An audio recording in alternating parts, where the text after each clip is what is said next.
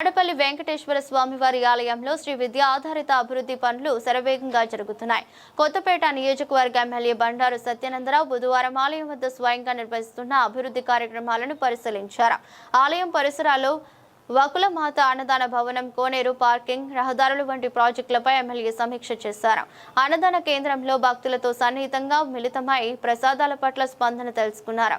ఆయన మాట్లాడుతూ వాడపల్లిలో ప్రతి 7 శనివారాలు 7 ప్రదక్షిణలు చేపట్టే భక్తులు రికార్డు సంఖ్యలో ఆలయాన్ని సందర్శిస్తున్నారని తెలిపారు. గత శనివారం ఒక్కరోజు 1,00,000కు పైగా భక్తులు వచ్చి ఆలయాన్ని దర్శించారని, ఇదే స్థాయిలో ఆదాయం కూడా దేవస్థానానికి లభించిందని పేర్కొన్నారు.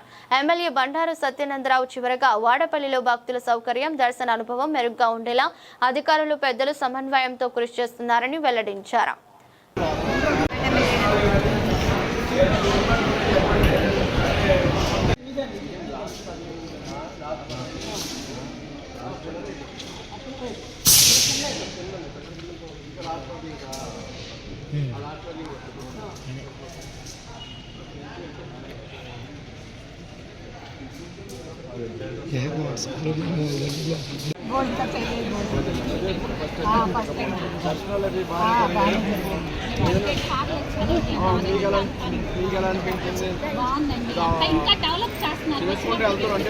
ఈ మధ్యకాలంలోనే ఎక్కువ ఆదరణ కష్టపడి చేస్తున్నారు. అయినా కానీ ఉద్యోగాన్ని సంతృప్తిగా చేయగలిగారు. అన్ని సర్వీసులు, డార్మెటరీస్ అన్నీ వస్తాయి. శనివారాలు కూడా దొరకడం బాగుందా? అలాగే ఇప్పుడు 100 మంది ఇక్కడ భోజనం చేసి, కొన్ని వేల మంది భోజనం స్నానం చేసి డ్రెస్ తీసుకునే పరిస్థితి డార్మెట్లో ప్రాజెక్టులో ఉంటారు. మీరు 30-40 సరిపో వరకు బాత్రూమ్ లేకుండా నడిచింది కాబట్టి ఏ కోరుకుంటారు పెట్టుకుంటాం. ఎందుకంటే ఇప్పుడు 50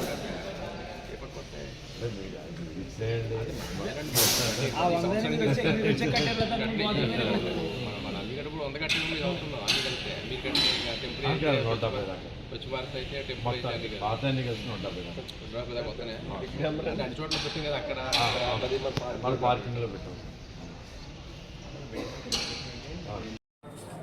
వాడపల్లి శ్రీ వెంకటేశ్వర స్వామి వారి యొక్క సన్నిధిలో ఈరోజు ఉదయం ఇక్కడ జరుగుతున్నటువంటి అభివృద్ధి కార్యక్రమాలన్నీ కూడా సమీక్షించడానికి నేను వచ్చి ఇక్కడ జరుగుతున్న పనులన్నింటినీ కూడా పరిశీలించడం జరిగింది.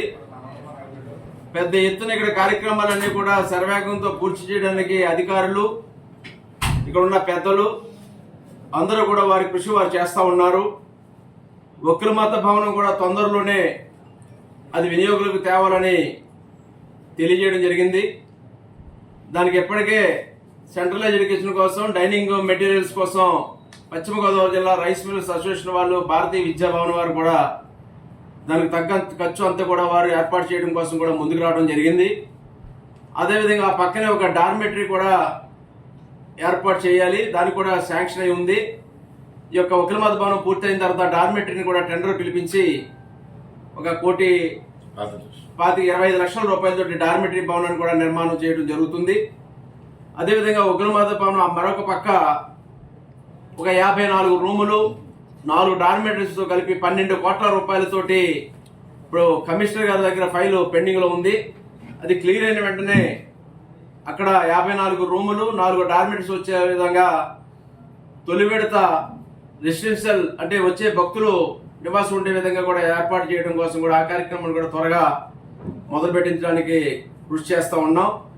మరి శరవేగంతో స్వామివారిని దర్శించుకోవడానికి ఈ జరుగుతున్న అభివృద్ధి వచ్చే భక్తులకు ఏమాత్రం కూడా సరిపెట్టలేని పరిస్థితులు ఇక్కడ చూస్తూ ఉన్నాం.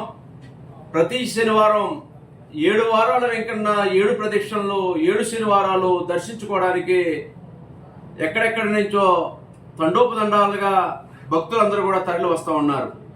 గత శనివారం సెకండ్ సాటర్డే రావటం చాలా పెద్ద ఎత్తున ఒక రికార్డు స్థాయి భక్తులందరూ కూడా 1,00,000 పైగా భక్తులు ఇక్కడ స్వామివారిని దర్శించుకోవడం అనేది చాలా ఇబ్బందులు లేకుండా దర్శనాలు జరిగే విధంగా కృషి చేయడం, తగిన ఏర్పాట్లు చేయడానికి కృషి చేయడం. అదేవిధంగా మరి ఇందాక నేను చెప్పినట్టుగా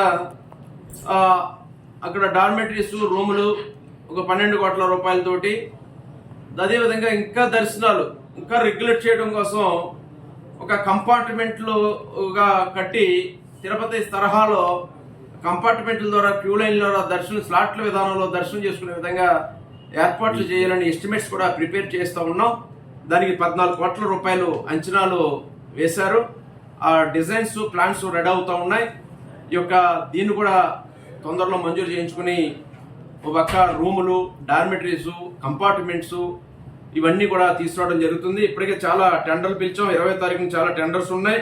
1,25,00,000 రూపాయలతో గృహ సంకల్పం వద్ద క్యూ లైన్స్ కోసం, అదేవిధంగా టెన్సైల్ స్ట్రక్చర్ సెట్స్ కూడా షేడ్ ఉండే విధంగా 1,16,00,000 రూపాయలతోటి అవి కూడా టెండర్స్ పిలవడం జరిగింది.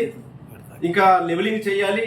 ఎప్పుడైతే వరదలు వర్షాలు తగ్గుతాయో అక్కడ ఉన్నటువంటి 7 ఎకరాల స్థలం, 8 ఎకరాల స్థలాన్ని కూడా లెవెలింగ్ చేయటం, దాంతో ఇంకా అదనంగా స్థలాన్ని సమకూర్చడానికి కూడా చూస్తూ ఉన్నాం, ప్రయత్నం చేస్తూ ఉన్నాం. వీటన్నిటిని కూడా చాలా చురుకుగా ఈ యొక్క అభివృద్ధి కార్యక్రమాలన్నీ కూడా మంజూరు చేయించుకుని పూర్తి చేయాలనే ఆలోచనతో ఇప్పటికే పాత పార్కింగ్ ఏరియా నుంచి మన కొత్త సిమెంట్ రోడ్లు కూడా తీసుకురావడం జరిగింది. గౌరవ మంత్రివర్యులు ఆనం రామారెడ్డి గారి దృష్టి కూడా తీసుకెళ్ళాం. ఏదంటే కొత్త బ్రిడ్జి నుంచి వాడపల్లి ఊరు వరకు ఉన్న రోడ్డుని డబల్ లేన్ రోడ్డు చేయాలి. ఇంకొక 10-12 మీటర్ల స్థలం, 12 మీటర్ల స్థలమైనా కావాలని కోరడం జరిగింది. వారు నేను వస్తాను, స్వయంగా వచ్చి చూసి దానికి అనుమతులు మంజూరు చేస్తాను, ఆ డబల్ లేన్ రోడ్డు కూడా చేయాల్సిన అవసరం ఉంటుంది అని మంత్రి గారు కూడా చెప్పారు. వారు వచ్చినప్పుడు ఆ సమస్య కూడా పరిష్కారం అవుతుంది. ఆ డబల్ లేన్ చేయడానికి కూడా దానికి ఉన్న అవకాశాలన్నీ పరిశీలిస్తున్నాం. ఆల్రెడీ ఆ భూమిని కూడా క్యాలిక్యులేట్ చేసి ఎంత భూమి పడుతుంది, ఏ విధంగా ఎంత ఖర్చు అవుతుంది, ఇలాంటి అంచనాలన్నీ కూడా కమిషనర్ గారి దగ్గర పంపించాం. దానికి ఒక 6 కోట్ల రూపాయలు ఈ భూసేకరణకు అవసరం అవుతాయి అంటున్నారు. ఆ రోడ్డు కూడా double lane road, R&B road double lane divider, central divider తీసుకొచ్చి ఇంకొక రోడ్డు వచ్చేలా కూడా ప్రయత్నం చేయడానికి కార్యక్రమాలు తీసుకుంటా ఉన్నాం. అదేవిధంగా ఎస్కలేటర్స్ కూడా పెట్టాలండి. బ్యాక్ సైడ్ ఏదైతే వచ్చి భక్తులు దర్శనం చేసుకున్న తర్వాత మళ్ళా చుట్టూ మాడ వీధుల్లో తిరుగుతూ ఉన్నారో వారికి అడ్డంగా ఉండకుండా ఉండడం కోసం మనం ఫ్లైఓవర్ బ్రిడ్జ్లు పెట్టాం. అది కాకుండా ఎస్కలేటర్స్ కూడా పెడితే వృద్ధులకి కానీ ఇంకా కొంతమంది మొగాల నొప్పులతో ఇబ్బందులు పడే వారికి కూడా అవకాశం ఉంటుంది అనేది ఆలోచనతో బ్యాక్ సైడ్ ఒక ఎక్సలేటర్ కూడా ఏర్పాటు చేయాలని ఎండోమెంట్ DE గారి వెంట కూడా మాట్లాడటం జరిగింది. అది కూడా ప్రపోజల్స్ రన్ చేస్తూ ఉన్నాం. అదేవిధంగా మాడ వీధులు కూడా వెడల్పు చేయాలనే ఆలోచన ఉంది. 40 అడుగులు తక్కువ కాకుండా 4 వైపులా మాడ వీధులు భక్తులు ఏ నమ్మకంతో అయితే 7 ప్రదక్షిణలు 7 శనివారాలని కోరుకుంటూ స్వామివారి మీద నమ్మకంతో వస్తూ ఉన్నారో వారికి సౌకర్యవంతంగా ఉండడం కోసం ఈ వెడల్పు చేసే కార్యక్రమాన్ని కూడా అక్కడ స్థలానికి సంబంధించిన వారితో మాట్లాడుతూ ఉన్నాం. ఇంతకు ముందు కూడా నేను మాట్లాడాను. అక్కడ ఎవరైతే స్థలం యజమానులు ఉన్నారో వారిని పిలిచి మాట్లాడటం జరిగింది. ఇక్కడ ఉన్న కొన్ని ఆక్రమణలు తొలగించాలని కానీ ఈ మాడవీధులకు సంబంధించి కొంత దేవస్థాన భూ ఉంది, కొంత ప్రైవేట్ భూ ఉంది. వారిని కూడా కోరుతా ఉన్నాం.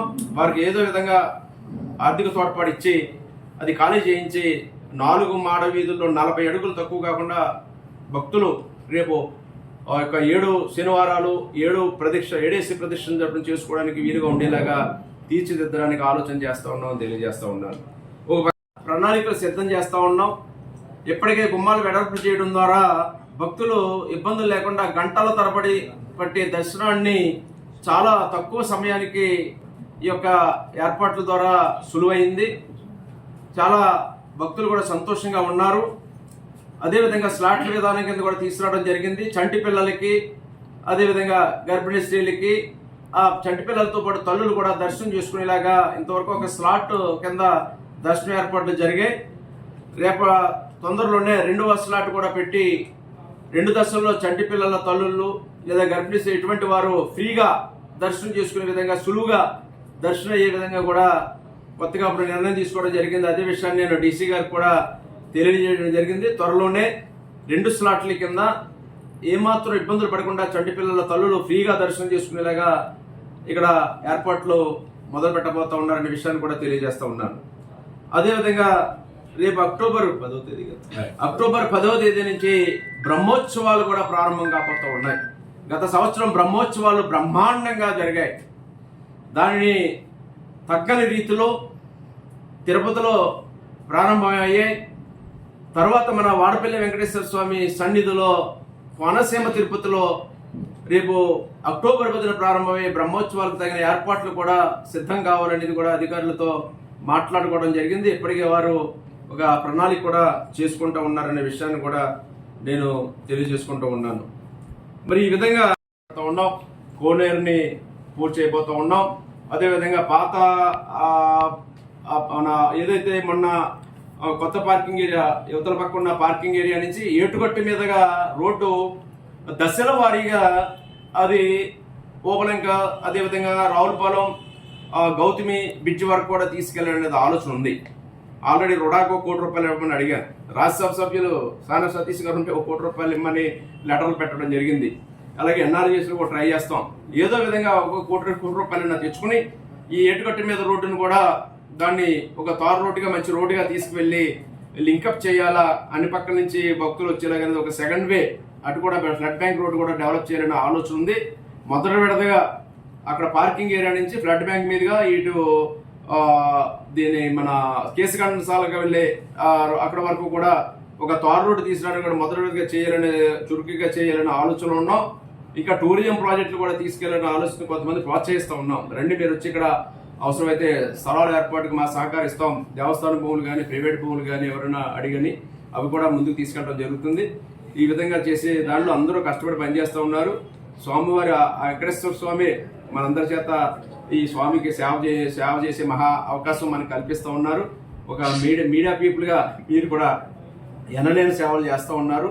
ఇక్కడ జరిగేటువంటి స్వామివారి యొక్క విశేషాలన్నీ కూడా ఈ ప్రపంచానికి తెలియజేయడంలో మీరు చేస్తున్న కృషి కూడా చాలా అమోఘమైంది. ఈ విధంగా మనందరి కృషితో ఈ క్షేత్రం, ఈ దివ్యక్షేత్రం, ఈ వాడపల్లి పుణ్యక్షేత్రం ఒక మహత్తరమైనటువంటి పుణ్యక్షేత్రంగా దివ్యక్షేత్రంగా వెలుగొందాలని, దానికి స్వామివారి కరుణాకటాక్షాలతో మనందరం కూడా ఆశీస్సులతో ఈ యొక్క అభివృద్ధికి మనందరం కూడా పాటుపడదామని ఈ సందర్భంగా తెలియజేసుకుంటూ ఉన్నాను.